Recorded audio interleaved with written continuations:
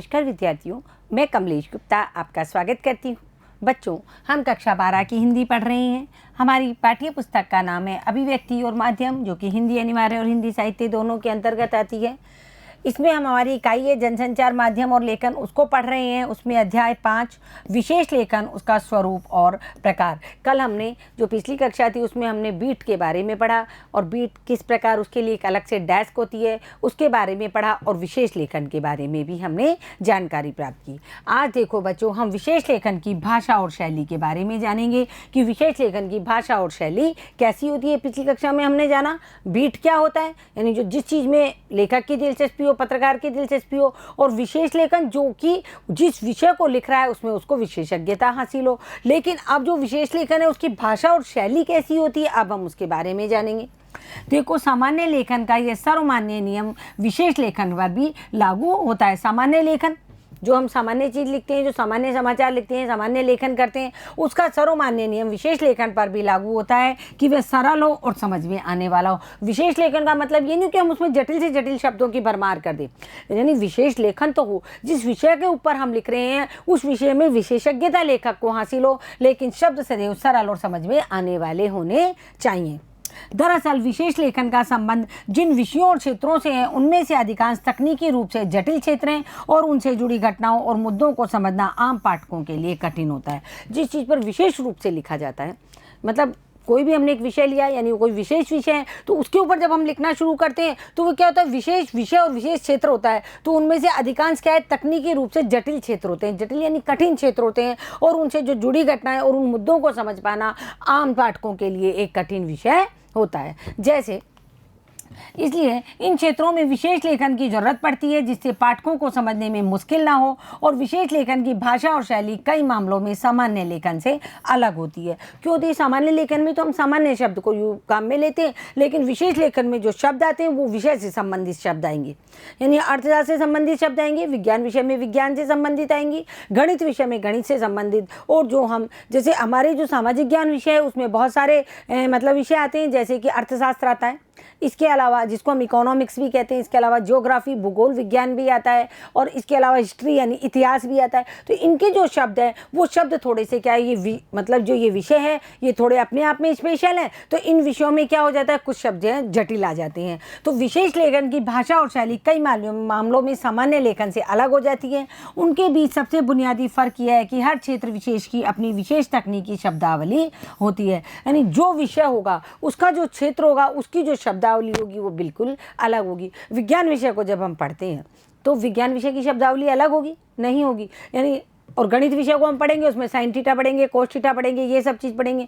विज्ञान विषय के हम जैसे बॉटनी के शब्द हैं वो अलग आते हैं, जूलॉजी के शब्द हैं वो अलग आते हैं, गणित में पाइथागोरस प्रमेय आ जाएगी, लेकिन हिंदी में तो वो सब नहीं आएगा। हिंदी में हम क्या पढ़ेंगे, संधि पढ़ेंगे, समास पढ़ेंगे, किसी चीज़ का विग्रह कर रहे हैं, समास का विग्रह कर रहे हैं, संधि का विग्रह कर रहे हैं, तो हर विषय के अपने अपने शब्द होते हैं। तो यहाँ लेखक ये कहते हैं उनके बीच सबसे बुनियादी फर्क ये होता है कि हर क्षेत्र विशेष की अपनी विशेष तकनीकी शब्दावली होती है जो उस विषय पर लिखते हुए आपके लेखन में आती है। हम उस विषय में लिखेंगे, हिंदी में लिखेंगे तो हिंदी की शब्दावली आएगी, विज्ञान के बारे में हम किसी प्रयोग के बारे में लिखेंगे तो उसकी शब्दावली आएगी, यानी शब्द विज्ञान के आएंगे। उसी तरह गणित है, उसी तरह बाकी के जितने भी विषय हैं उनकी शब्दावली उसमें आती है। देखो, जैसे कारोबार पर विशेष लेखन करते हुए आपको उसमें इस्तेमाल होने वाली शब्दावली से परिचित होना चाहिए।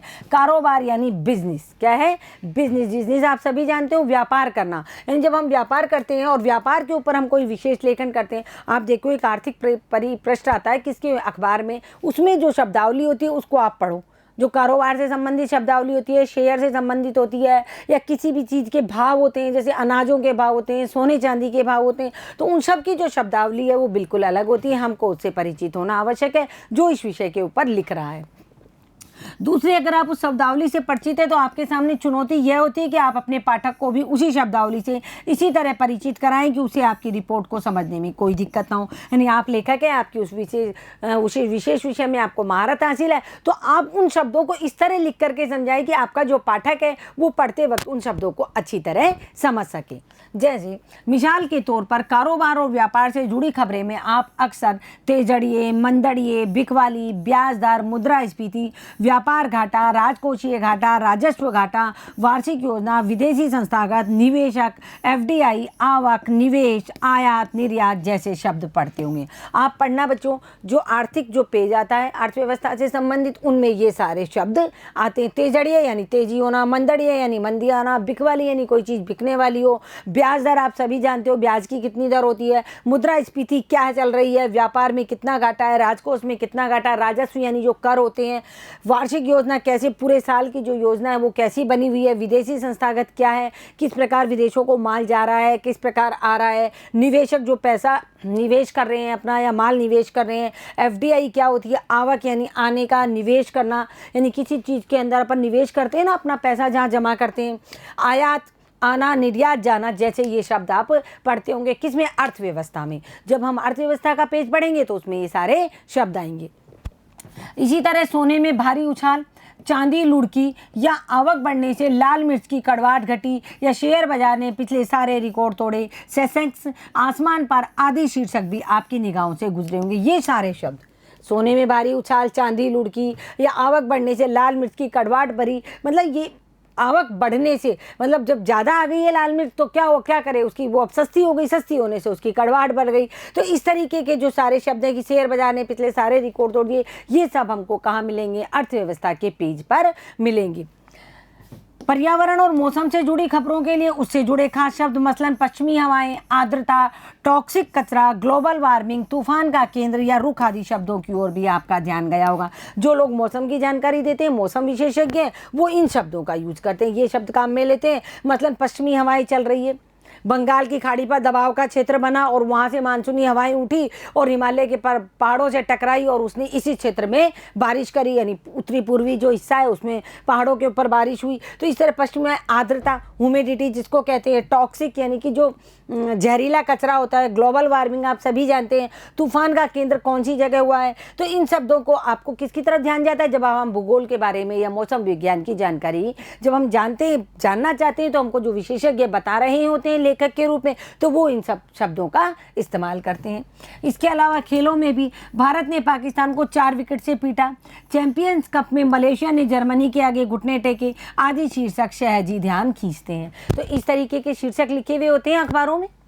जब समाचार हम देखते हैं, खेल समाचार हम देखते हैं, भारत ने पाकिस्तान को 4 विकेट से पीटा, हराने की बजाय पीटा शब्द भी काम में आ सकता है। चैंपियंस कप में मलेशिया ने जर्मनी के आगे घुटने टेके, मतलब वो हार गया है, हार गए शब्द की जगह घुटने टेके शब्द काम में लिया है। आदि शीर्षक, ये क्या, इस तरीके के शीर्षक जब डाले जाते हैं तो पाठक का ध्यान स्वतः ही खींच करके किस पे आता है? अखबार की जो न्यूज़ है, समाचार है, उसके ऊपर आता है।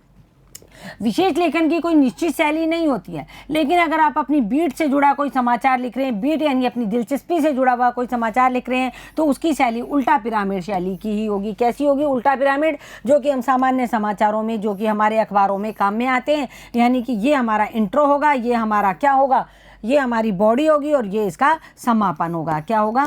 समापन। तो जितने भी, चाहे कोई भी समाचार हो, विशेष समाचार हो, उसकी जो शैली होगी वो उल्टे पिरामिड की होगी, सरल और सहज शब्दों में लिखे हुए होंगे ताकि पाठक वर्ग को वो आसानी से समझ में आ सके। लेकिन अगर आप समाचार फीचर लिख रहे हैं तो उसकी शैली कथात्मक हो सकती है। देखो, हम किसी के, मान लो हमने किसी का साक्षात्कार लिया, साक्षात्कार हम पिछली कक्षा में देखो पढ़ चुके हैं, तो हम व्यक्ति चित्र यानी साक्षात्कार को हम प्रश्न उत्तर के बारे में ना लिख करके, प्रश्न उत्तर की तरह ना लिख करके हम उसको व्यक्ति चित्र फीचर के रूप में लिख सकते हैं। जैसा कि हमने पिछली कक्षा में एक पढ़ा था कि माधवदास ठाकरे का जो हमने एक व्यक्ति चित्र फीचर खींचा था, तो उसे हम एक कथात्मक शैली में लिख सकते हैं। इसी तरह अगर आप लेख या टिप्पणी लिख रहे हो तो इसकी शुरुआत भी फीचर की तरह ही हो सकती है। फीचर में हमने पिछली कक्षाओं में पढ़ा, क्या पढ़ा हमने, कि पहले प्रारंभ होता है, फिर मध्य होता है, फिर उसका अंत होता है। फीचर कथात्मक हो सकते हैं, विवरणात्मक भी हो सकते हैं, ये हम पिछली कक्षाओं में पढ़ करके आ चुके हैं।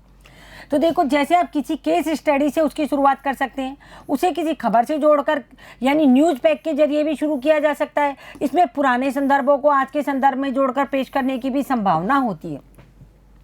या तो फीचर के रूप में लिख दो आप, जो हमारा विशेष क्षेत्र है और विशेष विषय अगर फीचर के रूप में नहीं लिख सकते तो हम किसी भी केस स्टडी से उसको जोड़ सकते हैं। हम किसी बात को बता रहे हैं, किसी विषय से बता रहे हैं तो हम उदाहरण के तौर पर कोई भी केस ले सकते हैं, उससे स्टडी से उसको जोड़ सकते हैं। इसके अलावा किसी खबर से जोड़ सकते हैं हम उसको, तो न्यूज़ पैक के जरिए भी शुरू कर सकते हैं। इसमें पुराने संदर्भों को जोड़कर, जो पुराना संदर्भ है कोई, उससे नया संदर्भ जोड़ करके हम अपना क्या कर सकते हैं, अपना जो विशेष लेखन है उसको शुरू कर सकते हैं। चाहे आप शैली कोई भी अपनाएं, लेकिन मूल बात यह है कि किसी खास विषय पर लिखा गया आपका आलेख सामान्य लेख से अलग होना चाहिए। शैली आपने सरल ली है, सरल शब्द लिए हैं आपने समझाने का तरीका भी बहुत अच्छा है, लेकिन खास विषय पर जब हम किसी चीज़ को लिखते हैं, कोई खास विषय, आप देखना राजस्थान पत्रिका में एक संपादकीय आती है और संपादकीय में जो शब्द आते हैं उन शब्दों को आप पढ़िए, मतलब वो हिंदी में बहुत अच्छे शब्द लिखे हुए होते हैं। तो वो एक क्या है, एक खास विषय हो जाता है। क्या है वो खास विषय? जीवन के ऊपर आ जाता है। वो क्या है, जीवन के ऊपर सारा वो लेख लिखा हुआ आता है, आलेख जो लिखे हुए आते हैं कि जीवन क्या है, कहाँ से शुरू हुआ है, किन तत्वों से मिलकर बना है, स्त्री क्या है, पुरुष क्या है, ये सब चीज़ें उस संपादकीय पृष्ठ पर एक आलेख में आती है। तो देखो बच्चों, ये हमारे राजस्थान पत्रिका का आलेख है। उसी तरह आप किसी खास विषय पर यदि आप लिखोगे तो ये जो खास आलेख है वो सामान्य आलेख से बिल्कुल अलग होना चाहिए। एक बात और याद रखनी चाहिए कि विशेष लेखन को सभी पाठक वर्ग नहीं पढ़ते हैं और एक हद तक उनका पाठक वर्ग अलग ही होता है। देखो बच्चों, जो विशेष लेखन होता है ना, उसको जिन लोगों की उसमें रुचि है वही लोग उनको पढ़ते हैं। हर व्यक्ति क्या करता है, विशेष लेखन को नहीं पढ़ता है। अर्थ के ऊपर, आर्थिक व्यवस्था के ऊपर कुछ लिखा हुआ है, मान लो जीएसटी के ऊपर कुछ लिखा हुआ है, कई लोग होते हैं, किसान वर्ग है, वो जीएसटी नहीं देता है तो वो उसको पढ़ने में कोई रुचि नहीं दिखाएगा। या ये कृषि के ऊपर कोई आलेख लिखा हुआ है, किस तरीके की खेती करने से किस तरीके से मतलब कि उपज ज़्यादा अच्छी होगी, तो उसको किसान वर्ग पढ़ेगा। और मान लो तकनीक से संबंधित कुछ शब्द आ रहे हैं, तकनीक से संबंधित कुछ आ रहा है, इंजीनियरिंग वर्ग से संबंधित है, तो उसको वो लोग पढ़ेंगे जो कि इंजीनियरिंग क्षेत्र में काम कर रहे हैं। और या मेडिकल से संबंधित है तो वो डॉक्टर्स लोग उसको पढ़ेंगे। तो उसी तरीके से कि विशेष लेखन को सभी पाठक नहीं पढ़ते, केवल एक हद तक उनका पाठक वर्ग अलग भी होता है। जो लोग साहित्य में रुचि रखते हैं वो साहित्य के आलेख पढ़ना पसंद करेंगे। जैसे समाचार पत्र में कारोबार और व्यापार का पन्ना कम पाठक पढ़ते हैं। क्यों पढ़ते हैं? ये वही पाठक पढ़ते हैं कारोबार व्यापार का जो बहुत उच्च स्तर के क्या होते हैं, व्यापारी होते हैं, उच्च स्तर के वही लोग इसको पढ़ते हैं। निम्न स्तर के या मध्यम स्तर के जो व्यापारी होते हैं वो इस पेज को नहीं पढ़ते हैं। लेकिन जो पाठक पढ़ते हैं उनकी अपेक्षा सामान्य पाठकों की तुलना में अधिक होती है, क्योंकि वे उस विषय या क्षेत्र से जुड़े होते हैं। केवल वही लोग कारोबारी और व्यापार का जो पन्ना है वही लोग पढ़ेंगे जो जिनके मतलब का है ये पन्ना, यानी कि जो इस कारोबार को कर रहे हैं, जिनके स्टैंडर्ड का ये पेज है, यानी उनके स्तर तक का ये पेज है, वही लोग उनको पढ़ेंगे। और उनकी अपेक्षा सामान्य पाठकों की तुलना में अधिक होती है उस पेज को पढ़ने के लिए, क्योंकि वे उस विषय या क्षेत्र से जुड़े होते हैं। इसलिए उनकी अपेक्षा ये होती है कि उन्हें उन विषय या क्षेत्रों के बारे में ज़्यादा विस्तार और गहराई से बताया जाए। यानी जो कारोबारी वर्ग है, जो उच्च वर्ग है, जो मध्यम वर्ग है, जो इस अखबार से जिसको बहुत सारी सूचनाएं मिल रही है, तो वो क्या जानना चाहेगा कि जो विषय वो पढ़ रहे हैं उस विषय या क्षेत्र के बारे में उनको विस्तार या गहराई से उनको बताया जाए। जैसे हम देखेंगे विशेष लेखन के क्षेत्र कौन कौन से हो सकते हैं? अर्थ व्यापार, खेल, विज्ञान प्रौद्योगिकी, कृषि, विदेश, रक्षा, पर्यावरण, शिक्षा, स्वास्थ्य, फिल्म, मनोरंजन, अपराध, सामाजिक मुद्दे, कानून आदि। ये जो सारे विषय हैं ये विशेष लेखन के क्षेत्र हैं। बच्चों, यहाँ जितना हम बता सकते हैं उतने लेखन के क्षेत्र बताएं। इसके अलावा और बहुत सारे क्षेत्र भी है विशेष लेखन के, लेकिन ये जो मुख्य क्षेत्र है वो ये सारे जो यहाँ दिखाए गए हैं। आगे देखो आप, विशेष लेखन के क्षेत्रों के बारे में हम देखेंगे। विशेष लेखन के कई क्षेत्र हैं। आमतौर पर रोजमर्रा की रिपोर्टिंग और बीट को छोड़कर वैसे सभी क्षेत्र विशेष लेखन के दायरे में आते हैं। हम देखते हैं आम मतलब रोज़मर्रा की जो रिपोर्टिंग होती है, रोज़मर्रा की जो समाचार होते हैं, सामान्य दैनिक समाचार, और अपने दिलचस्पी यानी कि अपनी रुचि के समाचारों को छोड़कर सभी क्षेत्र विशेष लेखन के दायरे में आते हैं, जिनमें अलग विशेषज्ञता की ज़रूरत होती है, यानी जिनमें कोई अलग से विशेषज्ञ की आवश्यकता होती है। ऐसा विशेषज्ञ जिसको उस विषय में क्या हो, उसकी पकड़ अच्छी हो, उसको उसमें महारत हासिल हो। लेकिन समाचार पत्रों और दूसरे माध्यमों में खेल, कारोबार, सिनेमा, मनोरंजन, फैशन, स्वास्थ्य, विज्ञान, पर्यावरण, शिक्षा, जीवन शैली और रहन सहन जैसे विषयों को आजकल विशेष लेखन के लिहाज से ज़्यादा महत्व मिल रहा है। प्रश्न आ सकता है समाचार पत्रों में और दूसरे माध्यमों में किस किस विषय पर विशेष लेखन हो रहा है। तो आप बता सकते हो खेलों पर हो रहा है, खेल पृष्ठ आता है, कारोबारी पृष्ठ आता है, सिनेमा का पृष्ठ आता है, फैशन का पृष्ठ आता है, स्वास्थ्य और विज्ञान से संबंधित प्रश्न आते हैं, पर्यावरण से संबंधित आते हैं, शिक्षा से संबंधित, जीवन शैली और रहन सहन जैसे विषयों पर आजकल क्या है, विशेष लेखन के लिहाज से ये जो विषय हैं ये महत्वपूर्ण माने जा रहे हैं। इसके अलावा रक्षा, विदेश नीति, राष्ट्रीय सुरक्षा और विधि जैसे क्षेत्रों में विशेषीकृत रिपोर्टिंग को प्राथमिकता दी जा रही है। समाचारों और विभिन्न माध्यमों से क्या हो रहा है आजकल, रक्षा, विदेश नीति, राष्ट्रीय सुरक्षा और विधि जैसे क्षेत्रों में क्या है, विधि यानी जो कानून है, जैसे क्षेत्रों में विशेषीकृत रिपोर्टिंग को प्राथमिकता दी जा रही है, यानी इन क्षेत्रों को मतलब इनकी स्पेशल रिपोर्टिंग की जा रही है, यानी इन समाचारों को स्पेशल रूप से विशेष विषय बना करके लिखे जा रहे हैं। विशेष लेखन के लिए हम जब विशेषज्ञता की बात करते हैं तो उसका तात्पर्य यह नहीं है कि आप उसके उस अर्थ में विशेषज्ञ हैं जिस अर्थ में एक प्रोफेशनल अर्थशास्त्री आर्थिक मामलों का विशेषज्ञ होता है, या कई वरिष्ठ सैनिक अधिकारी या सैन्य विज्ञान में डॉक्टरेट रक्षा मामलों का विशेषज्ञ होता है। ये तो बच्चों जैसे ये है प्रोफेशनल अर्थशास्त्री, ये क्या है, ये पढ़ाने के क्षेत्र में है। किसके क्षेत्र में है, प्रोफेशनल अर्थशास्त्री है, विषय का विशेषज्ञ है, अर्थशास्त्र का विशेषज्ञ है। अर्थशास्त्र पढ़ा सकता है, अर्थशास्त्र का ज्ञान दे सकता है, लेकिन वो अर्थशास्त्र का जो दैनिक जीवन में क्या चल रहा है, क्या कारोबारी उछाल आ रहा है, क्या शेयर्स में चल रहा है, क्या निवेश में चल रहा है, क्या मतलब ये जो जितने भी निर्यात आयात है उन सब के देश की जो व्यवस्था है उसके बारे में ये थोड़ी बता सकेंगे। ये तो केवल क्या करते हैं, क्लास में बच्चों को बता सकते हैं, ये विषय के विशेषज्ञ हैं। क्या है, ये विषय के विशेषज्ञ हैं। उसी प्रकार कोई वरिष्ठ सैनिक अधिकारी होगा, कोई सेना का कोई अधिकारी है, वो क्या कर सकता है, वो क्या करेगा, या सैन्य विज्ञान में डॉक्टरेट रक्षा मामलों का विशेषज्ञ होता है। किसका होता है, वो रक्षा के जो मामले हैं, सेना को किस किस तरीके से इंस्ट्रक्शंस देने हैं, उन चीज़ों का वो विशेषज्ञ होता है, वो लेखन कार्य का विशेषज्ञ नहीं होता है। हालांकि हाल के वर्षों में मीडिया में ऐसे विशेषज्ञ पत्रकारों की तादाद बढ़ी है जो अर्थशास्त्र या पर्यावरण विज्ञान या MBBS जैसी प्रोफेशनल और उच्च डिग्री लेकर पत्रकारिता में आए हैं। कई लोग क्या करते हैं, इस तरीके की बड़ी बड़ी डिग्रियां लेते हैं, MBBS करते हैं और क्या करते हैं, डॉक्टर बनते हैं। कई लोग क्या करते हैं, बड़ी बड़ी इंजीनियरिंग की BTech की डिग्री ले लेते हैं, MTech की डिग्री ले लेते हैं, और कई होते हैं बहुत बड़े बड़े IAS बन जाते हैं और उस नौकरी को भी छोड़ देते हैं। इंजीनियरिंग की नौकरी, डॉक्टरेट की डिग्री, जितनी भी ये सब डिग्रियों को छोड़ करके पत्रकारिता के क्षेत्र में आ जाते हैं। मान लो कोई अर्थशास्त्री है और कॉलेज में प्रोफेसर है, अर्थशास्त्र पढ़ाता है, लेकिन उसकी रुचि पत्रकारिता में है, तो अब वो क्या करेगा, वो अब अर्थशास्त्र यानी कारोबारी और व्यापार की जितनी भी पत्रकारिता है उसको वो आसानी से कर सकेगा। तो ये यहाँ कहना ये लेखक चाहते हैं, हाल के वर्षों में यानी मीडिया में या पत्रकारिता के क्षेत्र में विशेषज्ञ पत्रकारों की तादाद बढ़ी है, यानी संख्या बढ़ी है। अर्थशास्त्र या पर्यावरण विज्ञान या MBBS जैसी प्रोफेशनल और उच्च डिग्री लेकर भी लोग पत्रकारिता में आए हैं। लेकिन पत्रकारिता में विशेषज्ञता का अर्थ थोड़ा अलग होता है। यहाँ विशेषज्ञता से हमारा तात्पर्य एक तरह की पत्रकारीय विशेषज्ञता है, यानी विषय में विशेषज्ञता तो है, विषय में तो विशेषज्ञता होनी आवश्यक है, लेकिन उसके साथ ही पत्रकारीय विशेषज्ञता होनी भी बहुत आवश्यक है। यदि हम अखबार में अपने विषय, अपनी रुचि के विषय में कुछ लिखना चाहते हैं और हमारे विषय के ऊपर बहुत अच्छी पकड़ है, लेकिन साथ ही हमारे अंदर पत्रकारीय विशेषज्ञता होनी भी आवश्यक है।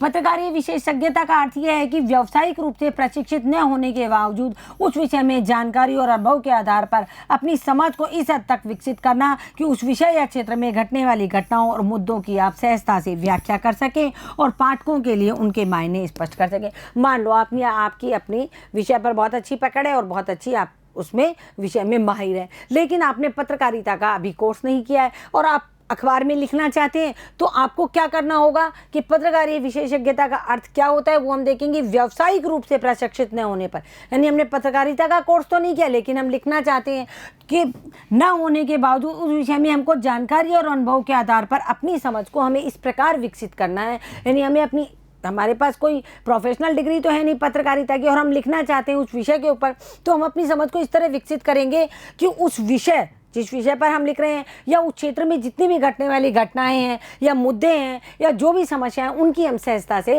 व्याख्या कर सकें। हम लिखते वक्त उनको सहज शब्दों में, सरल शब्दों में समझा सकें ताकि पाठक उनके मायने यानी उनका अर्थ को समझ सके या स्पष्ट कर सके। कैसे हासिल करें विशेषज्ञता किसी भी विषय में? देखो, आजकल पत्रकारिता में jack of all traders but master of none, सभी विषयों के जानकार लेकिन किसी खास विषय में विशेषज्ञता नहीं के बजाय मास्टर ऑफ वन यानी किसी एक विषय में विशेषज्ञता ज़रूरी है कि मांग की जा रही है। अब आप इसको दोबारा समझ लो कि हमको विशेषज्ञता किसी विषय में कैसे हासिल करनी है यदि हमने प्रोफेशनल डिग्री नहीं ले रखी है तो।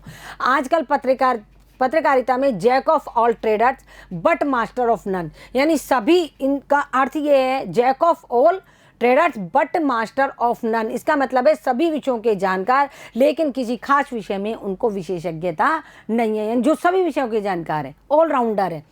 ये होने की बजाय मास्टर ऑफ वन, यानी किसी एक चीज़ में सफलता प्राप्त करना है, यानी किसी एक विषय में विशेषज्ञता होना है, इसकी मांग की जा रही है। यानी ऑलराउंडर की अब ज़रूरत नहीं है, यानी एक विषय में विशेषज्ञता प्राप्त होनी चाहिए और उसी विषय पर अपनी पकड़ बना करके आप पत्रकारिता के मायनों को जान करके उसमें लेखन का कार्य कर सकते हैं। यहाँ लेखक ये कहना चाह रहा है यदि आप जैक ऑफ ऑल ट्रेडर्स या बट मास्टर ऑफ नन होंगे, यानी आपको सभी विषयों में महारत हासिल है। ऐसा बहुत कम लोग होते हैं जो सर्वगुण संपन्न होते हैं, यानी कि एक विषय में यदि हमको विशेषज्ञता हासिल है तो हम आसानी से पत्रकारिता का कार्य किसी एक विशेष क्षेत्र में कर सकते हैं।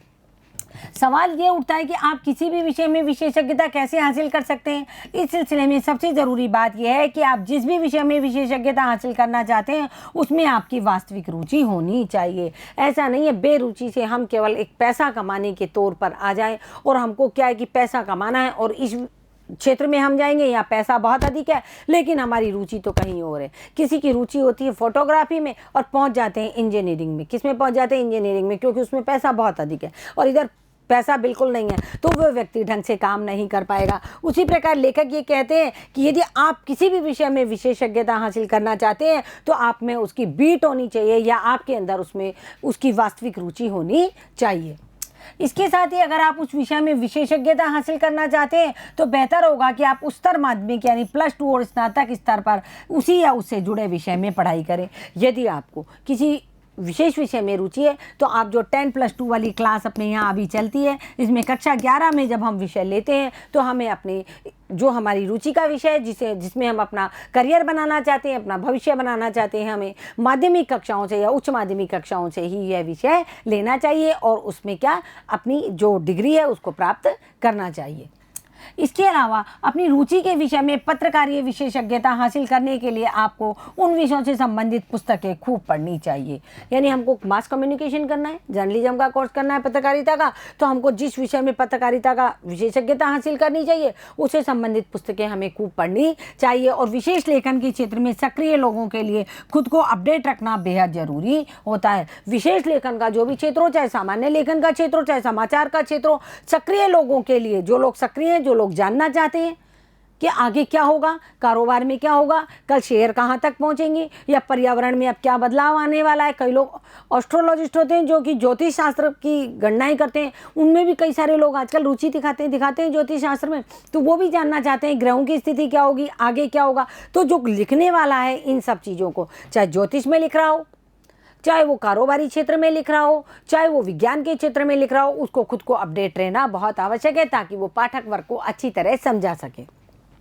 उस विषय से जुड़ी खबरों और रिपोर्टों की कटिंग करके फाइल बनानी चाहिए। जिस विषय में हम विशेषज्ञता हासिल कर रहे हैं उस विषय से जुड़ी सारी खबरें, सारी रिपोर्टें, उनकी कटिंग करके हमको एक फाइल बना लेनी चाहिए। कई बार हम जो कोई न्यूज़ हमने पीछे पढ़ा, हम किसी समाचार को लिख रहे हैं, किसी लेखन कार्य को कर रहे हैं, तो हम किसी पिछले संदर्भ से भी उसको जोड़ते हैं, तो हमारी जो पिछली जो कटिंग करके जो फाइल बनाई गई उन कटिंग में से हम देख सकते हैं कि ये जो टॉपिक हमने प्रकरण लिया है ये पिछला इसका क्या हिस्सा था, तो उस हिस्से को हम पढ़ करके और नए संदर्भ यानी ताज़ा खबरों के साथ में उसको जोड़ करके बना सकते हैं।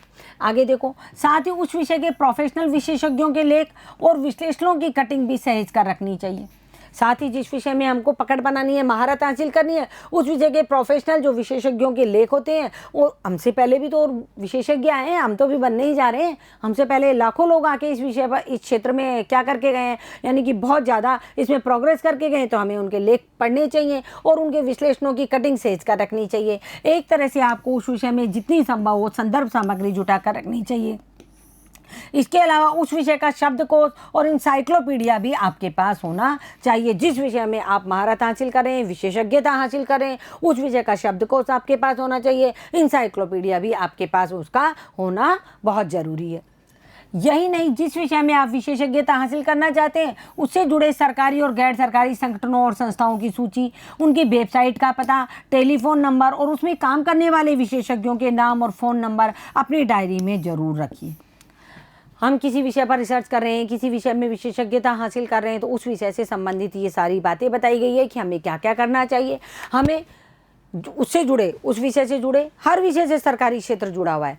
सरकारी क्षेत्र कोई सा विषय ऐसा नहीं है जिससे नहीं जुड़ा हुआ, तो उससे जुड़े सरकारी और गैर सरकारी जितनी भी संगठन हैं, जितनी भी संस्थाएं हैं, उनकी सूची हमारे पास होनी चाहिए।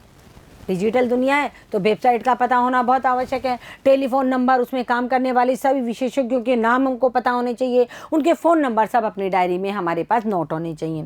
दरअसल एक पत्रकार की विशेषज्ञता कुछ हद तक उसके अपने सूत्रों और स्रोतों पर निर्भर करती है। ये हम शुरू से ही पढ़ते आए हैं कि पत्रकार हर वक्त हर जगह उपस्थित नहीं होता है। उसको अपनी जानकारी प्राप्त करने के लिए कुछ स्रोत और कुछ सूत्र और कुछ स्रोत आवश्यक है, जिनके माध्यम से वो जानकारी प्राप्त करता है। जैसे अगर आप आर्थिक विषयों पर विशेषज्ञता हासिल करना चाहते हैं और आपके पास परिचित अर्थशास्त्रियों और बाजार विशेषज्ञों के नाम और फ़ोन नंबर हैं, तो आप उनसे बातचीत करके किसी घटना, फैसले या नीति के विभिन्न पहलुओं को समझ सकते हैं या उसका नियतार्थ जानने की कोशिश कर सकते हैं। बिल्कुल सही है। यदि हमें आर्थिक विषय पर विशेषज्ञता हासिल करनी है तो हम क्या करेंगे, आप हमारे पास जो परिचित अर्थशास्त्री है उनसे जानेंगे।